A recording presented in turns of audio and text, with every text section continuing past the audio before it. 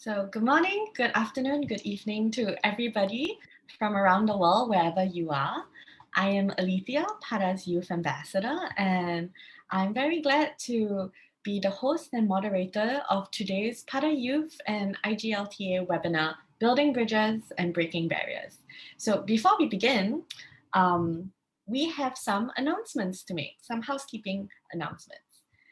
So of course, as per usual for every PATA Youth webinar, we always ask you to introduce yourself in the chat to us so that we can really see where everybody is from, what you guys are doing right now, whether you're a student or you're a young tourism professional. We want to get to know you as you are our community. So please introduce yourself in the chat.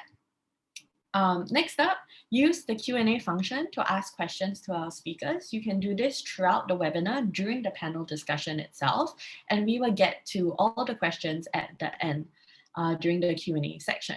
But remember to use the Q&A function and not the chat function of Zoom. Of course, certificates of participation will be sent out next week. Give us a while to process everything and do everything up nicely for you, and you will receive a certificate of participation in your email inbox next week. Lastly, this webinar recording will be made available soon, so please be patient as we send that out too. So I wanted to share with you before we begin what we are going to do today. In a while, I'll be introducing our guest speakers, and after that, we will dive straight into a panel discussion where we can learn a little bit about the unique challenges and obstacles that the LGBTQ community faces in travel, and how, as travel practitioners, what are the best practices to make travel a safe and more inclusive spaces in our different destinations. After that, we will be going into a Q&A session where we will answer any questions from the audience. And lastly, to round things up, we are going to be sharing about the Building Bridges Fellowship that PATA and IGLTA is partnering for. So that's our agenda for today. And I want to spend a moment to thank our co-hosts and supporters. Thanks to our co-hosts, we can have a successful event today, and they are CABI, PATA, Nepal Student Chapter, PATA Philippines Enderun Colleges Student Chapter, PATA Far Eastern University Student Chapter, PATA Philippines LPU-Manila Student Chapter, and last but not least, PATA Singapore Institute of Technology Student Chapter. So thank you very much to our co-hosts for supporting this event. Now, I'm going to introduce our guest speakers for today. So first up, we have Loanne Halden, who is the Vice President Communications for the International LGBTQ Travel Association. Hi, Loanne. She is the global leader in advancing LGBTQ for travel, and IGLTA's mission is to provide information and resources for LGBTQ travelers and expand LGBTQ tourism globally by demonstrating its significant social and economic impact. Loanne frequently speaks about LGBTQ tourism and has participated in travel sessions for consumers and trade on 5 continents, including WTM Africa, Barcelona LGBTI Tourism Summit, New York Times Travel Show, G Network 360 in Buenos Aires, and LGBT Travel Symposium Thailand. So prior to IGLTA, she spent 14 years writing for LGBTQ publications. She lives in Florida and London. Thank you very much, Loanne, for joining us today. Thanks for having me. We are so proud of our partnership between IGLTA and PATA, so it's great to be here. So glad to have you with us. Next up, we have Amin Gabouche, who is a young, motivated student at the Higher International Institute of Tourism in Tangier, Morocco. During his academic years, he developed a huge interest in social work. Considering LGBTQ tourism as an important lever on economic and social level, working with IGLTA will be for him the opportunity to expand his visions about this type of tourism. He strongly believes in equality for all and is currently working on a master thesis under the theme Racial, Gender, and Sexual Orientation Equality in the Tourism Sector. He's currently based in Morocco and cannot wait to start traveling again. Hi everyone, greetings from Morocco. Thank you so much for having me. Thank you for joining us today. Thanks. Last but not least, we have Bella von Vitsitsun. She is a tourism development scholar and transgender rights advocate. She's currently the co-founder and CEO of Inclusive Tourism Asia Limited and a PhD candidate at the School of Hotel and Tourism Management, Hong Kong Polytechnic University. In her research and professional career, she is passionate about community participation in planning and development. Bella's expertise is related to community-based tourism, diversity and inclusion, destination management, organizational development. She contributes to LGBTIQ rights through regional and national platforms by serving as president of IGLTA Foundation and chair of Transpiration Power.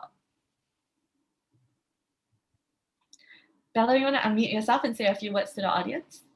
Hi, everyone. Greeting from Hong Kong, and I'm very glad to be here. And also, this month is a Pride Month, so happy Pride Month to everyone. Yes, happy Pride Month to everyone. So thank you to all my guest speakers for joining us today on our virtual stage. Let's kick off the panel discussion for real and really dive into the topic at hand today. So, travel has always brought a unique set of issues for the LGBTQ plus community. And for example,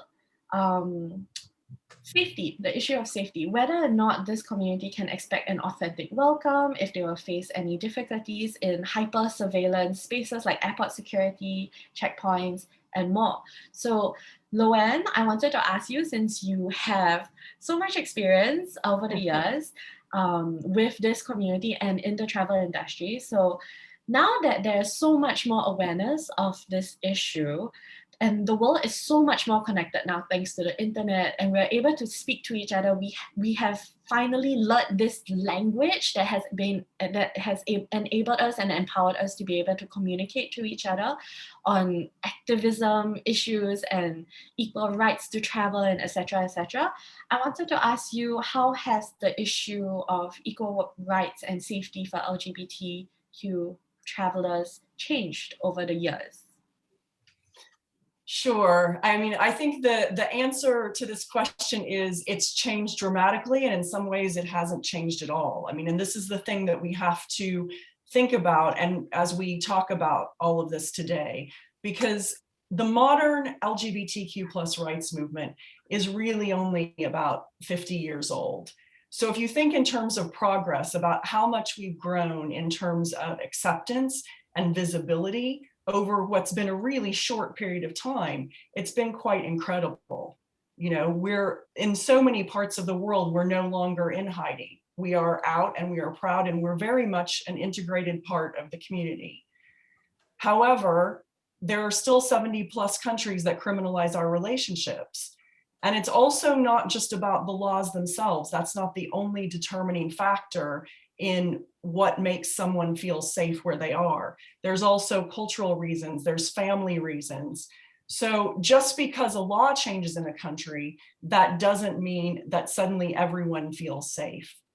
So what I would say has really improved, and like you said, because of the internet and being able to have more options, there are just so many more ways to go online and to find support groups.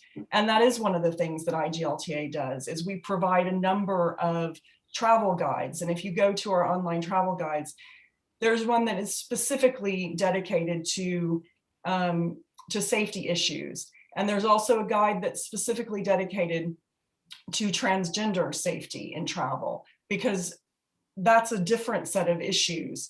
And we can't lump LGBTQ plus all into one category. So that's also an important thing to think about. Whereas the rights for, say, the G might have improved, in the increments of improvement across the entire spectrum of that alphabet are not the same. And as you move forward, and then sometimes you take steps back. And even in places like in the US, where things are seemingly more progressive on some levels, we're currently experiencing a real pushback against transgender rights in the United States. So it's an ongoing conversation. It's an ongoing dialogue. And I don't want anyone out there to feel alone in where they are, because we are all better connected, and there are resources out there now where even if your own individual community doesn't have an in-person way for you to feel safe congregating or developing as an LGBTQ plus person, there are still resources, like IGLTA and like the organization that Bella has started that can help you behind the scenes. Thank you so much for that answer, because I think I want to highlight two things that were really important to me. First, that it's not a completely straight path. Sometimes it's getting better, and sometimes we take one step back. So there's always work to be done in different communities. And safety is different for everybody, because within the community, there's so much diversity within the community itself, and we need to acknowledge that as well. So those were the 2 points in your answer that really, really resonated with me, and I think it's super important to highlight that. Thank you. I wanted to ask the two youths that we have with us, Bella and Amin. So we are, as Loan has just pointed out, we are aware that the issue of safety is cross-sectional, right? So within the community, it's so diverse. So cross-sectional factors that impact someone's safety would be gender, race, nationality, economic status as well, and visibility, disability. So we know that no one person can really speak for the entire community. So we wanted to ask you, from your perspective, from your point of view, what are some examples of discrimination or some examples of challenges and obstacles that the LGBTQ plus community faces when traveling? And could you share these challenges with us? Yeah, sure. Shall I start first? Yeah, Yeah. sure. After Bella, Amin. All right. I think I want to support the statement that Logan just made, is that LGBTIQ communities are quite, very diverse, right? And then we have probably like separate issues related to sexual orientation, gender identity, or gender expression, or sexual characteristic, right? So once we said that LGBTIQ is like one big group, sometimes we couldn't identify what are the problems that we are facing, right? So I would like to say that if we can kind of understand the issues related to their, different dimensions related to sexuality and gender identities would be more comprehensive. And I think from that statement, I would like to share some of my personal experiences. For example, I identify myself as a transgender woman. I'm originally from Thailand, but right now I'm in Hong Kong. And then I would like to say that the issues related to gender identities are usually experienced by transgender communities and also non-binary people as well. Transgender communities, it means that someone who was assigned as one sex at birth, but they live as another gender that they prefer, right? So this is transgender people. But for non-binary people, only for some people that might not be familiar with, is that they don't fall into either male or female category. So somehow maybe their expression or then their gender presentation probably not consistent with their legal documents or how other people perceive them, right? So most of the common issues related to safety and security always happen to transgender and non-binary people, because our legal documents sometimes couldn't correspond then with our gender presentation that we have, especially for the developing countries like in Thailand, or even in some country that they have already gender recognition in some ways, that transgender people might change their gender marker on the ID, but most of the cases they can change only that they have already done the operation, sex change operation, right? But I would say that not everyone afford that surgery, or maybe they have some other challenges like medical reasons or financial reasons or anything, right? So not everyone go through that process the same.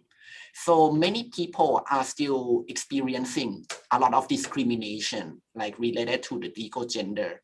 And especially if I would like to give example, for example, when we go on board, like when we buy the tickets, when we book the tickets to from the airplanes or the trains or the bus, anything that we need to check the security of the person, right? We need to see the legal document and also the person in front of you and then see each other. For example, for myself, I came from Thailand and we still don't have the gender recognition law. So actually my legal document still identify myself as male, even though my presentation is already female, right? So I have so much, how to say, like traumatized experiences, like when I go through the security check or immigration, or when I applying for the visa, or when I need to renew my passport, or when I need to go through like, you know, sex segregated facilities. Like for example, like there are many public space or many public facility that they still segregate people between male and female.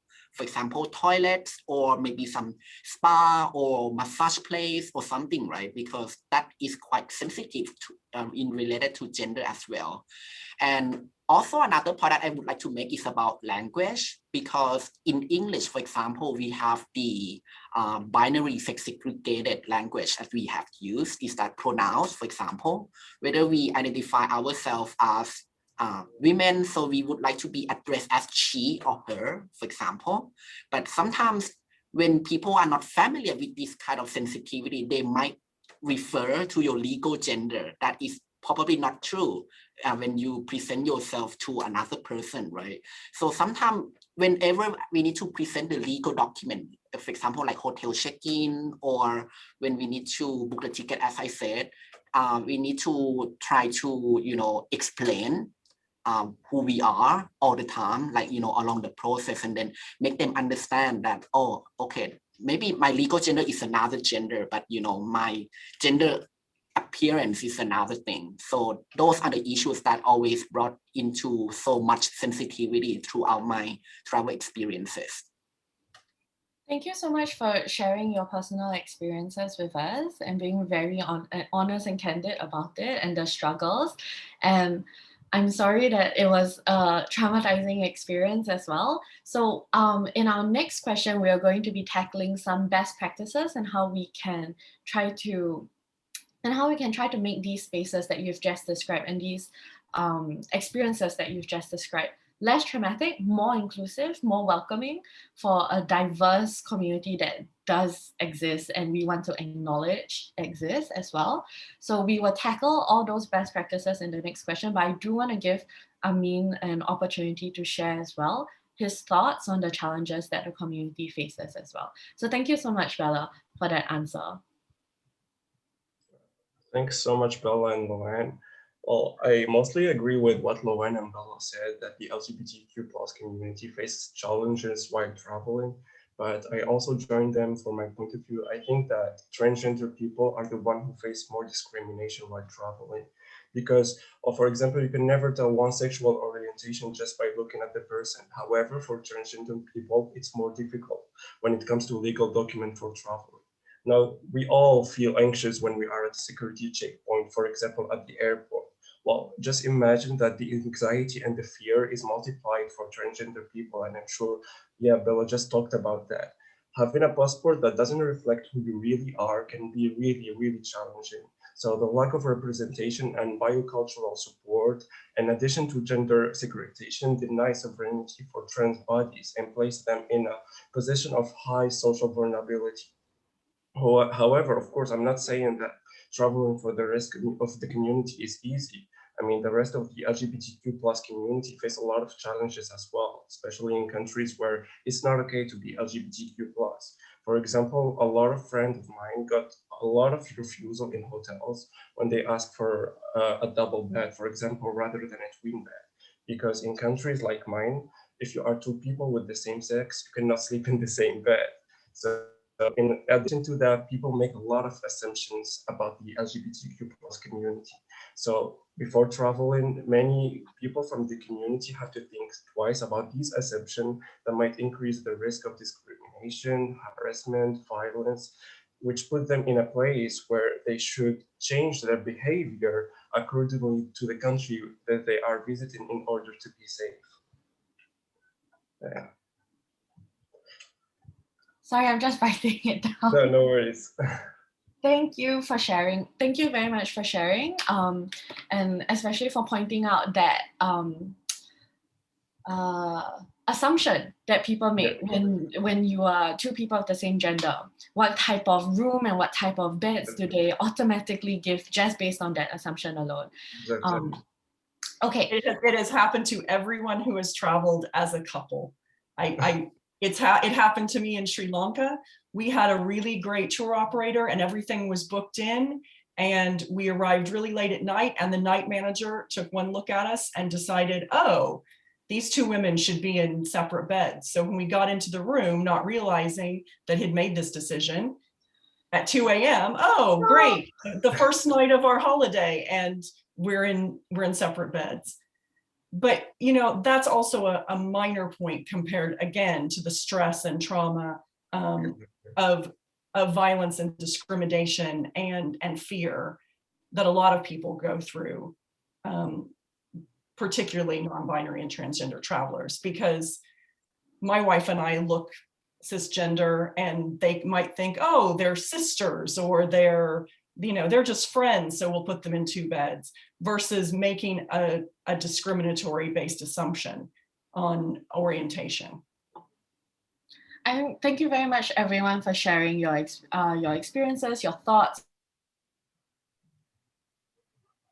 Some comments already in the chat, and everyone's just like, this shouldn't be happening. This isn't what we want our travel industry to stand for. We want our travel industry to be welcoming. We want it to be inclusive. We want it to be reflective of the fact that as a human race, we are diverse. So I think now is a really good time to jump into best practices. So I want to ask my guest speakers, my expert guest speakers, what can we do to make destinations or places safer, friendlier, more inclusive to the LGBTQ+ community? What are some best practices for businesses in the industry? So this could be for hospitality, this could be for tour operators, this could be for spas, for example, anyone who has a stake in the tourism industry and will interact with tourists from overseas, etc., etc. What are those best practices to make these spaces safer and friendlier and more inclusive? I think it's really important to look within, because so much of what happens with LGBTQ+ marketing and outreach is about, let's see how we can attract more business and make money. But in reality, if you're going to authentically and safely welcome LGBTQ+ travelers, you need to have infrastructure in place to do so in a genuine way. So you have to look from within. You have to consider diversity training programs for your staff.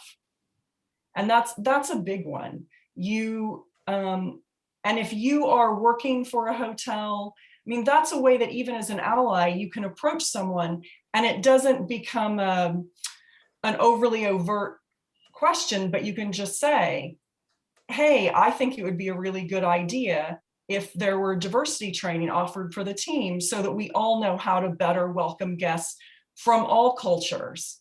So it can be about race, ethnicity, orientation. It's across the spectrum of making everyone feel more welcome. And then you're not presenting it in a way that outs you or puts that rainbow flag on your statement. You're really just talking about inclusivity and hospitality, because what is hospitality? It really is about welcoming people, and that should be the bottom line. And I think the other thing that's really important is to engage with LGBTQ+ networks within your community, or as we said before, online, because you really need to understand your own community and get the voices on the ground, understand the challenges that they're going through. Because the best people to tell you how to welcome LGBTQ+ people are LGBTQ+ people. Yes, Know your community, know what they want, know what they need, ask them directly. Yes, 100% yes. Wait, sorry, one follow-up question before we go on to Bella and then maybe Amin. One follow-up question, you said there is specific infrastructure needed to authentically welcome LGBTQ travelers. Is diversity training an example of that infrastructure, or could you give us more examples of that infrastructure that you're referring to? What is this? Yeah, no, I do think that diversity training is an important part of that. And then from the diversity training, there are other aspects that come out of that, as in how you're presenting your business in terms of inclusivity in imagery, in terms of using non-gendered language. So it's a snowball effect from there. But again, it has to start internally. There has to be an awareness within the business that they want to authentically welcome LGBTQ plus people before you can sort of go on to step 6, 7, 8, 9, 20. Okay, Ken. Thank you very much for that clarification. Bella, could you share with us some best practices for businesses? Yeah, sure. I think, we all have the good intention to make, our business to welcome everyone, especially when we realize the importance of the market, especially the LGBTQ market, that is more lucrative and also we see it as well, right? But I think is that once we really want to make it authentically inclusive, I think we need to start with the organizational leaders' vision as well. This is one of the first steps that I would like to highlight, is that we need to have the vision, right? So after that, I would say that all the strategies that are imposed by the organization will be following to that vision, right? So I would say that I can separate into two. First is the hard approach. The second one is the soft approach that we can do.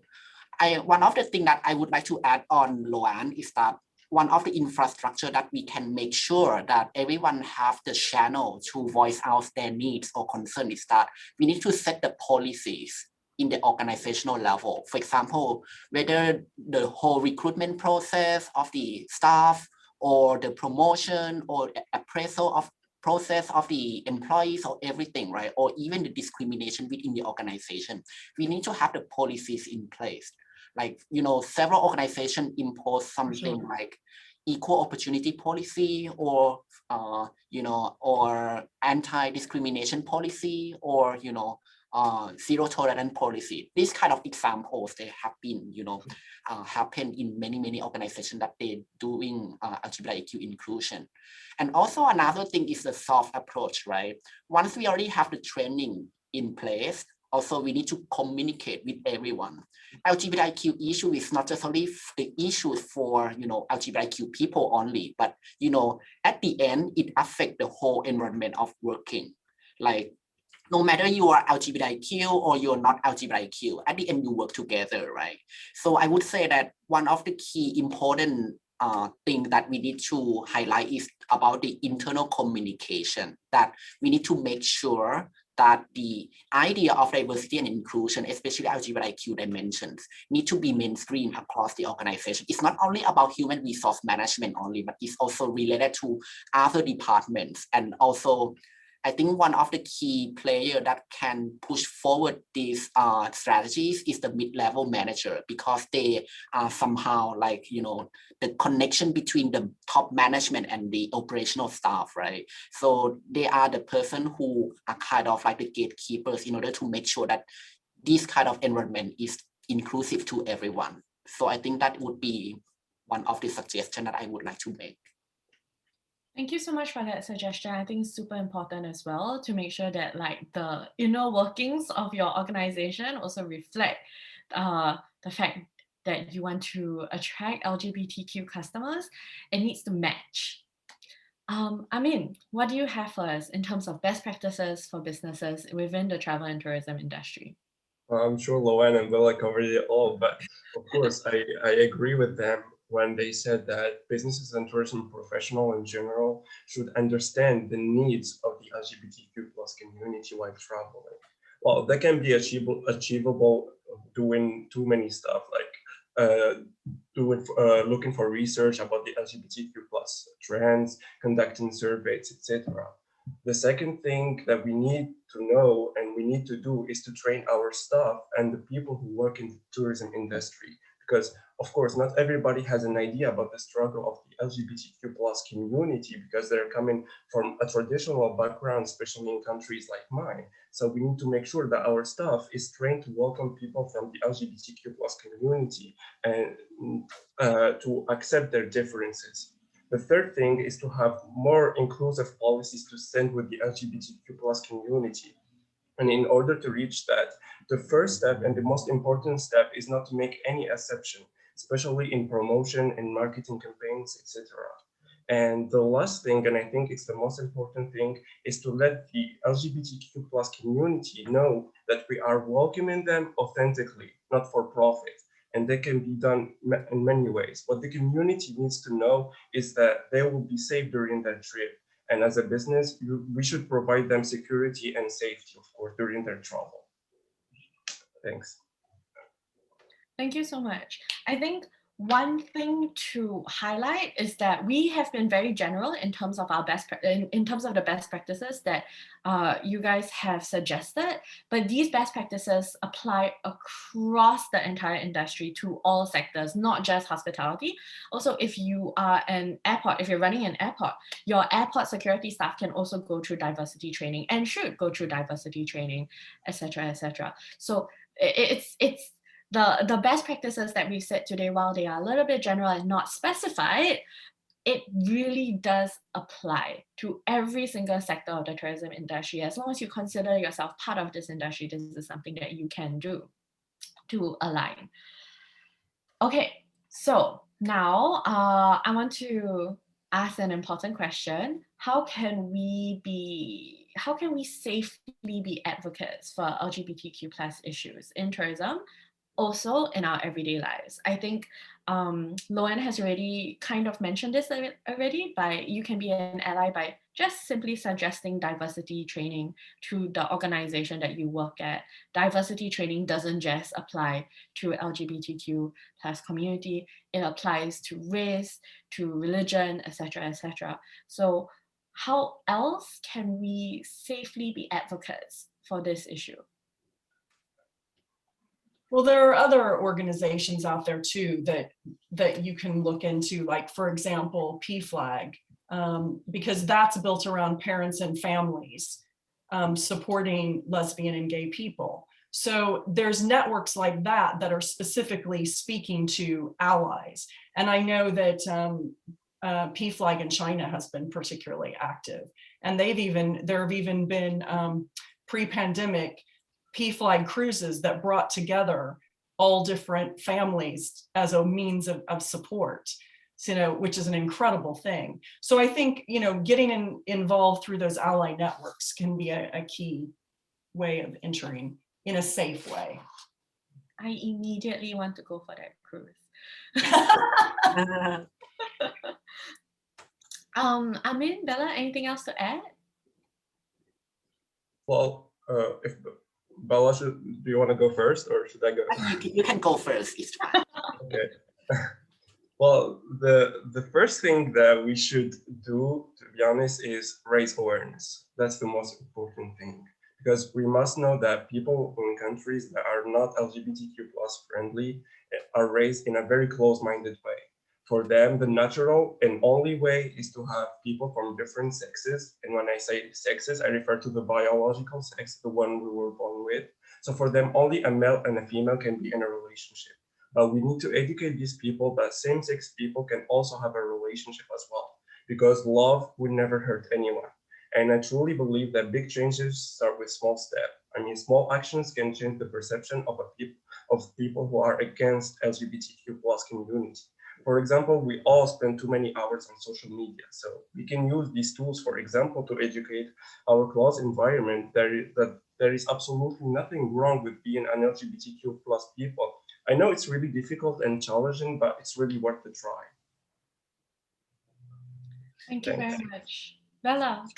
Yeah, all right. I think to be advocate for LGBTQ issues, right, I think we can start from ourselves I mean, apart from looking for supporting other people, right, we can also start from ourselves.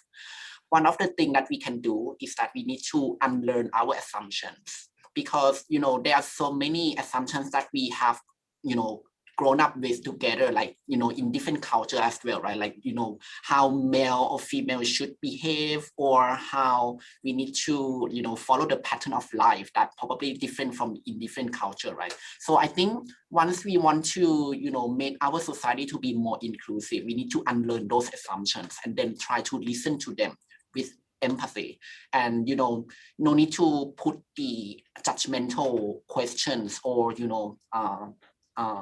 the statement to them, but also you can also practice deep listening. In order to make it more inclusive, we need to understand the needs that are exclusive to everyone. In order to understand, the diversity of the needs that we have, that probably we have so much, different, unique concerns in our life, right? So at the end, once we already start from ourselves, we don't put assumptions, we can build more inclusive society. And also I want to let everyone know that LGBTQ issue is not just only for LGBTQ people, but it also has spillover effects to your friends, to your family, or your two colleagues as well. Or maybe you probably have the employers or your boss who identify themselves as LGBTQ, right? So at the end, it affects everyone. So I would like to address in that way. Yeah, thank you very much for highlighting that as well. I think it is important that we all acknowledge the fact that it affects everyone, that we're all part of the same world community. Yes, and there really is no division these days, especially with how global the communities are, thanks to the internet, thanks to how accessible travel is. And we all affect each other. So just to highlight from the answers that we have for this question, which is basically how can we safely be advocates? It's look for communities that already exist that you can tap on, such as PFLAG, and look for those resources as well that you can use to educate yourself. Raise awareness. So definitely do your part to raise awareness and to educate the people around you, as well as start from yourself by unlearning the assumptions that you are socialized to have. It is not your fault that you are socialized, but it is your responsibility to undo those assumptions. And listen with empathy to the voices from the community that are telling you things. Okay, so thank you very much. We have one last question. Let me check the time. Okay, so we have one last question before we're going to go into Q&A. So I see that we already have quite a lot of good questions in our Q&A chat boxes already. So please, if you have any questions for our guest speakers, ask it in our Q&A chat box. The last question is specifically to Bella and to Amin. What would you like to see fellow youths take concrete action on? So this is kind of like a overlap of the previous question, but if you have any case studies that you would like to share of youth-led advocacy within the tourism industry, could you please share them with us? I think, Bella, why don't you go first, and then Amin can wrap it up. Oh, all right. Okay. I think your question about youth advocate, right? I think this is very important because, our hope goes to young generation nowadays as well. And also, they are the one who probably can make the change to the world, especially the society that they want to live in the future.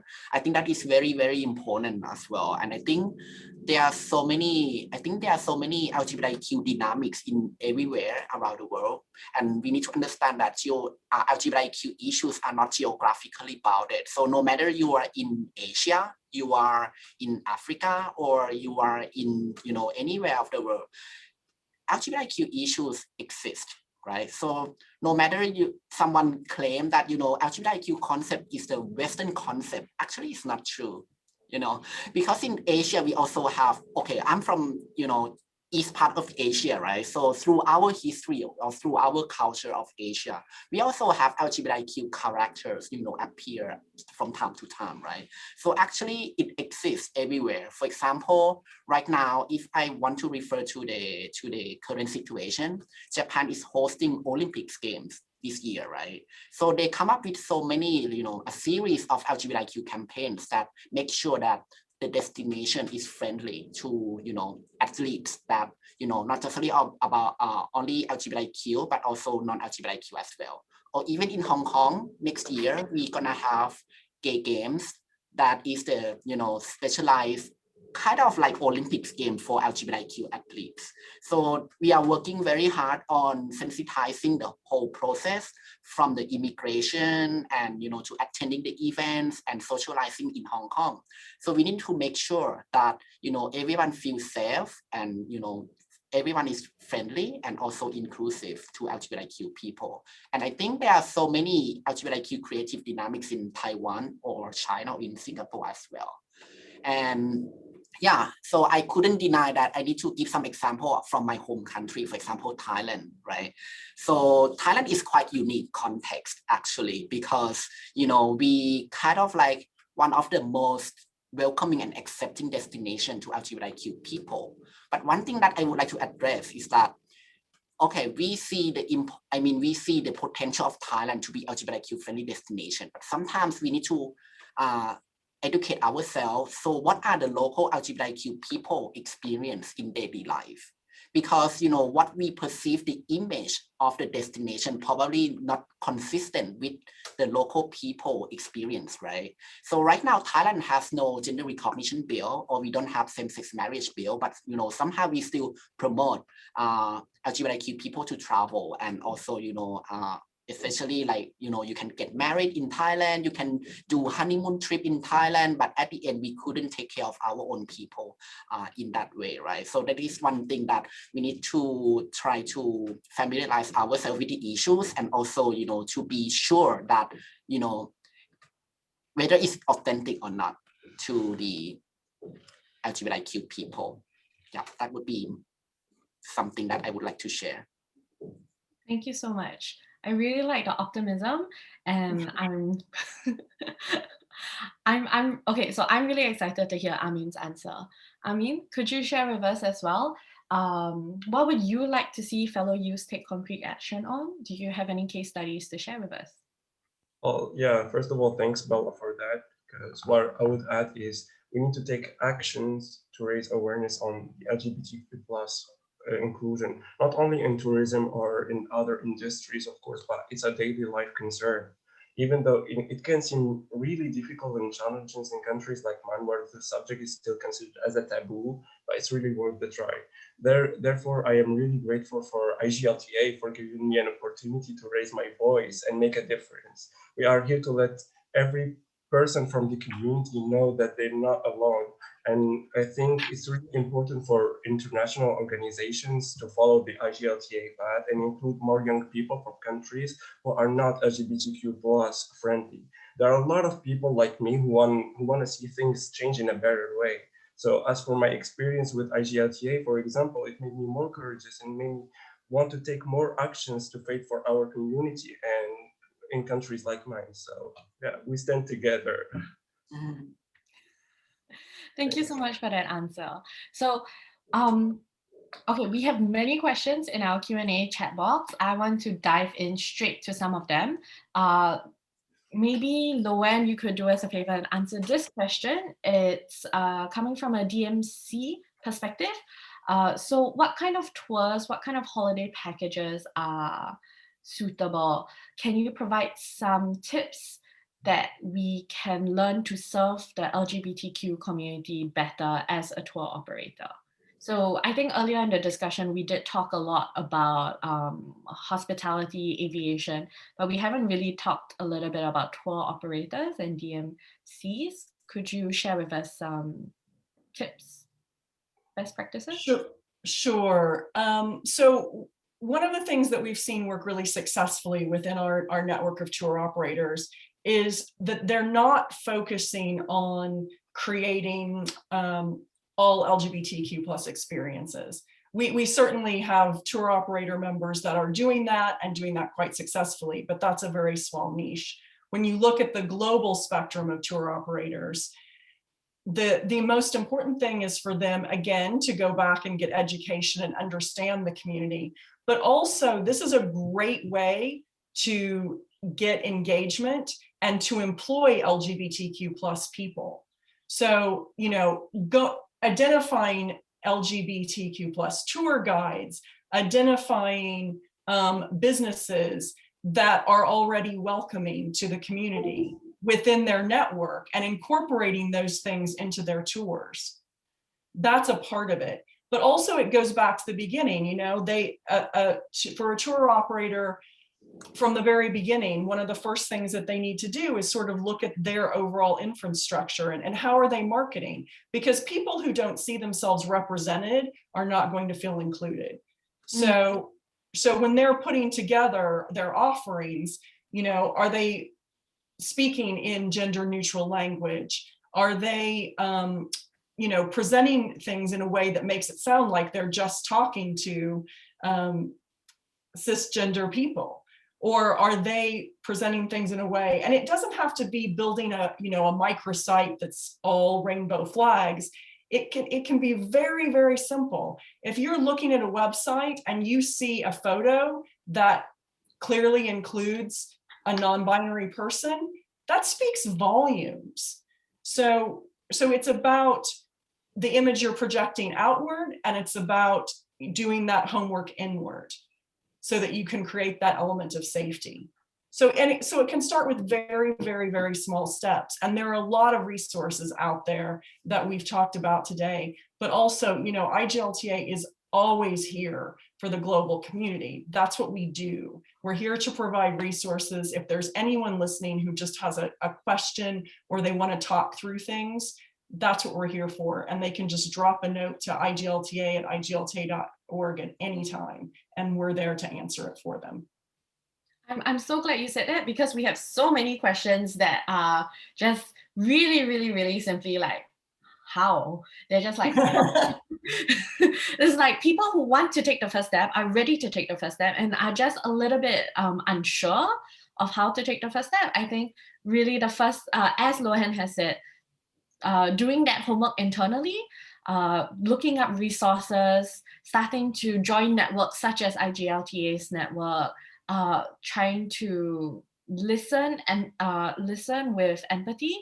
All these things are very easy first steps that we can all take together to then make this industry a more diverse and inclusive industry.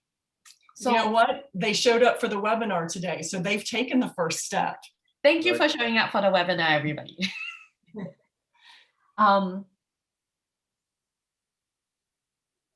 Okay, so we have another question. This is a little bit more for the traveler's perspective. What is the best way to protect ourselves from sexual harassment or discrimination when traveling? So I think this person is part of the LGBT community and is asking how's the best way to feel safe?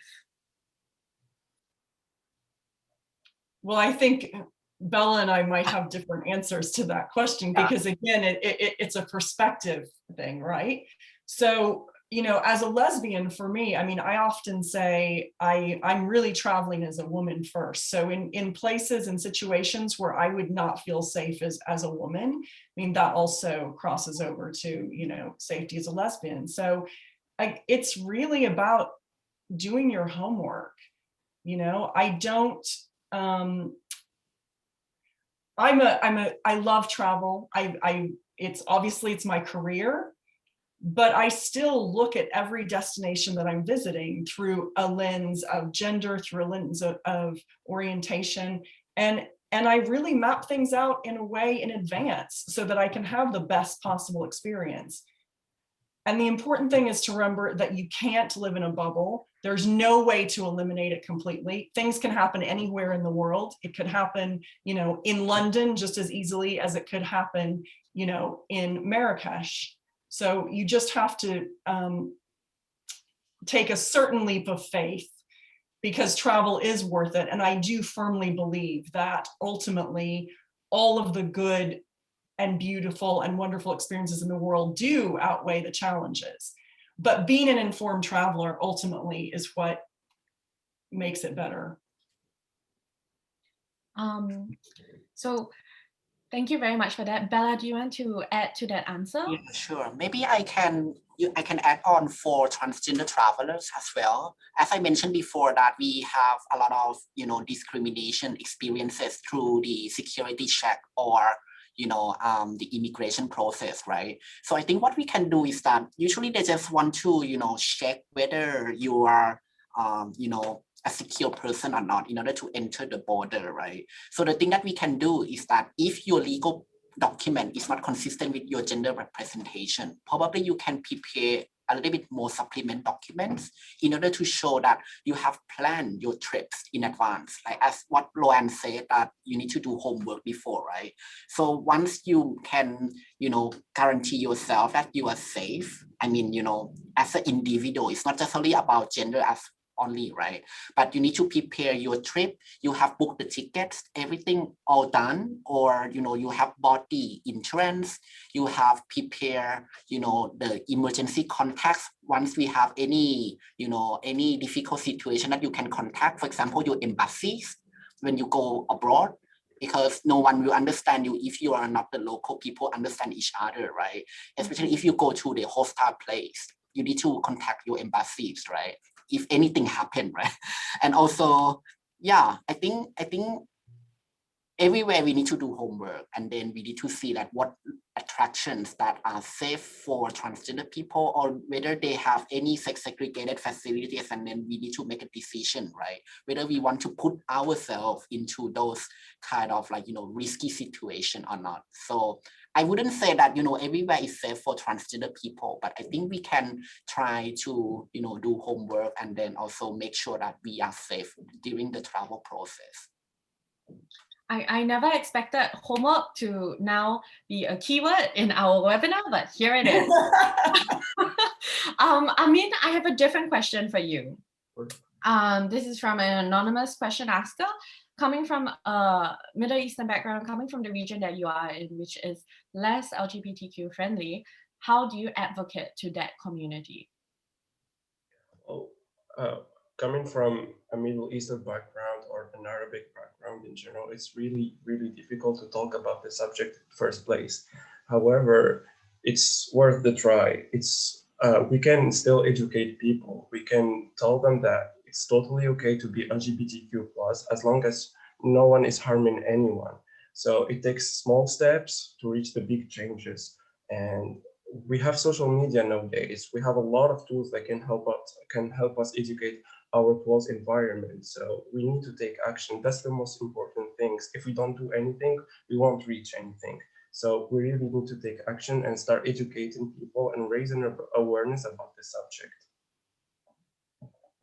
Thank you very much for that answer. So we actually have run out of time for the Q&A section. Bella, I see that you're typing an answer. Keep doing that. If anyone else on the answer in the Q&A box, please feel free to do so. But first we want to talk about the Building Bridges Fellowship.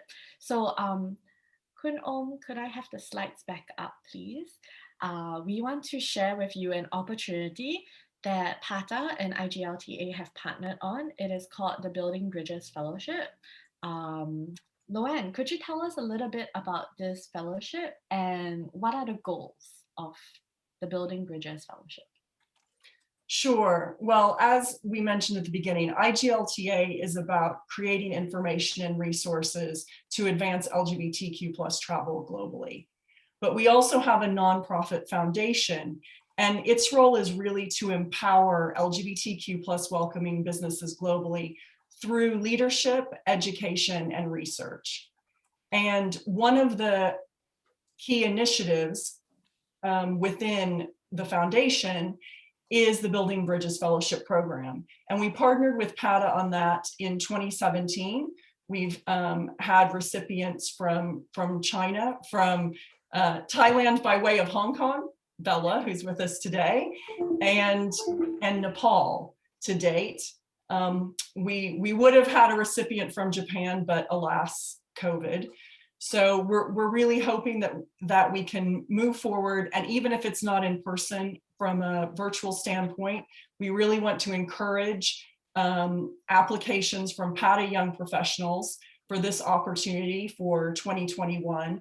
Because what we're really doing here, the idea is that by providing mentorship and bringing a young professional to the IGLTA Global Convention and allowing them to interact with tourism thought leaders from around the world, all of whom are committed to creating a more welcoming landscape and more inclusive tourism, that will then inspire them for the future. Because everyone who's listening here today that goes on to have a career in hospitality is a future ally, is someone who can be in that management position that says we're going to have training, who is going to take a lead.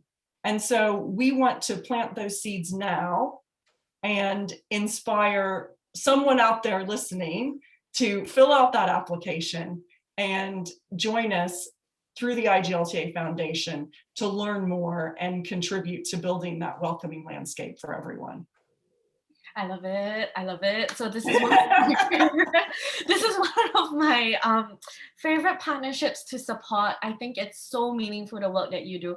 And I am so excited for that one PATA youth out there who will be sponsored to go to the convention and meet all these thought leaders and industry leaders who are dedicated to creating a more diverse, more inclusive tourism industry. Bella, as someone who has received the fellowship, actually, recipient, you were a recipient, you've gone to the convention. Can you tell us about your experience at the convention and how did it help you? How did it change your perspective? Tell us about it. Yeah, sure. Okay, if everyone see the slide right now, you can see myself actually in the picture that I dress in a Japanese traditional costume. But anyway, I'm originally from Thailand and I flew from Hong Kong, but I wear the Japanese costume, right? So it's quite international actually. And I would like to say that I was very impressed with the convention because I learned a lot. And one of the most important thing that I got from the convention is the inspiration actually, because okay, maybe the convention probably can give you a lot of information, right? But inspiration for everyone is different. So for me, I come back to Hong Kong and I, gather my colleagues in Hong Kong Polytechnic University to do our research campaign together. And then, somehow I can have the information sources that what we can do more in our own country, right? So this is what I learned from the convention. And of course, like, as you can see, I wear the Japanese costume in the picture. I got a mentor from Japan and she's kind of like, teach me the way that how I need to connect with people and introduce me to everyone in the convention. So I don't need to feel like lonely, even I went alone. So with the mentor, like, she helps a lot as well. And then, even dress myself with the traditional costume, that was very impressive for myself. And also, get to travel, right? So the next convention will be in Atlanta. So I think it would be the good chance, especially during the COVID or, after the COVID, I will, recover soon. We can have a chance to travel to the US. So I think that is one of the most impressive part for the recipient of the scholarship. So I would encourage you to apply. I think this is another first step as well, apart from attending the webinar. So next step would be applying for the scholarship. And I really love what you said about your mentor, that she actively brought you around and introduced you to people. So tourism leaders and industry working professionals out there, please listen up. That is exactly how you mentor someone who is a youth. That is exactly how you open up doors and welcome them into the community and include them in your network. Thank you very much for highlighting that, Bella. So once again, this is the link. We've dropped it into the chat below. This is the Building Bridges Fellowship. The deadline to apply is 15 June. So you have approximately 2 weeks to think about it and to apply. And we highly encourage you to do so, to take the next step and get connected with the IGLTA network within the convention.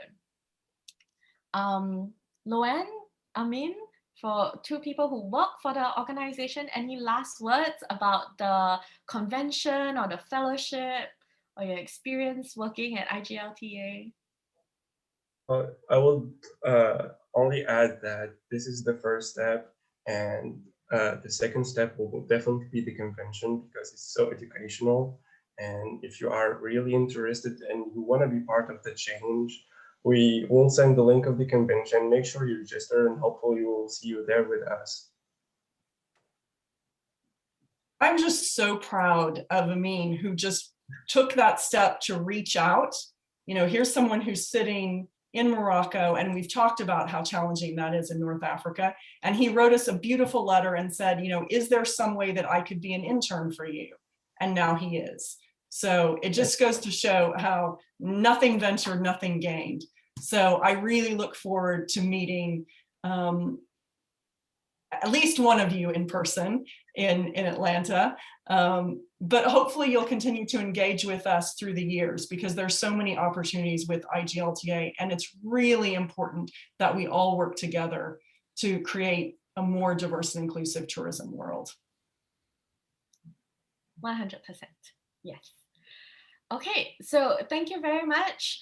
I have one last announcement to make before I can wrap things up, and that is our PATA internship program recruitment drive for July 2021 starts today.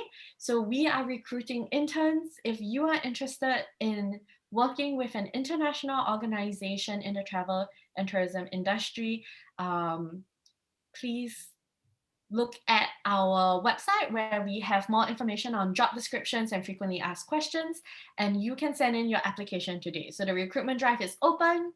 We are hiring interns for several departments from July till September and from October to December of 2021. So I look forward to seeing your applications as well. The deadline for that, I've copied IGLTA, is also 15 June. So you have 2 weeks to apply to be an intern. And I think it makes it easier for the community. 15 June is the deadline day. That's it, guys. Next slide, please. We have, of course, all of this can't be possible, and all of this won't be possible if we didn't have the PATA Youth platform and program that PATA supports in our commitment to developing human capacity within the travel and tourism industry. So if you are not yet a PATA Youth member, do know that you have to be a PATA Youth member in order to apply for the IGLTA Building Bridges Fellowship. So please join us. It is free for students. The link is in the chat and on your screen, www.pata.org/youth.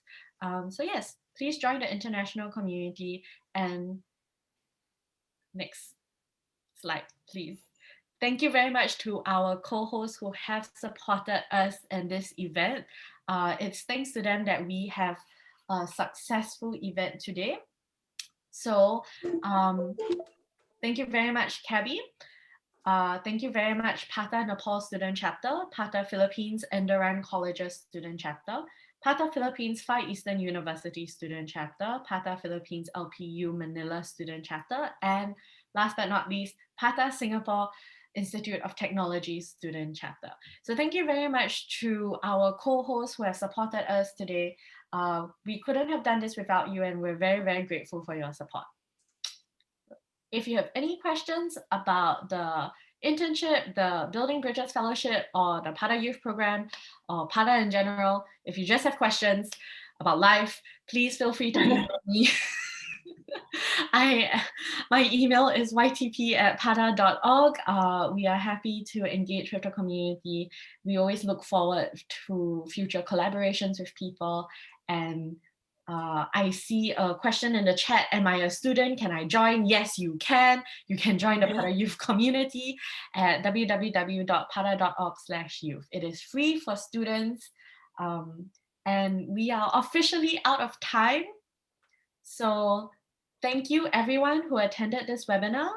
I see you. I see each and every one of you in the chat. Thank you very much for joining us today and taking the first step forward in learning and educating yourself so that you can continue moving forward as an advocate for the LGBTQ community. Thank you to my guest speakers for being so open and so candid and so kind to share your knowledge and to share your experiences with us. I really appreciate it.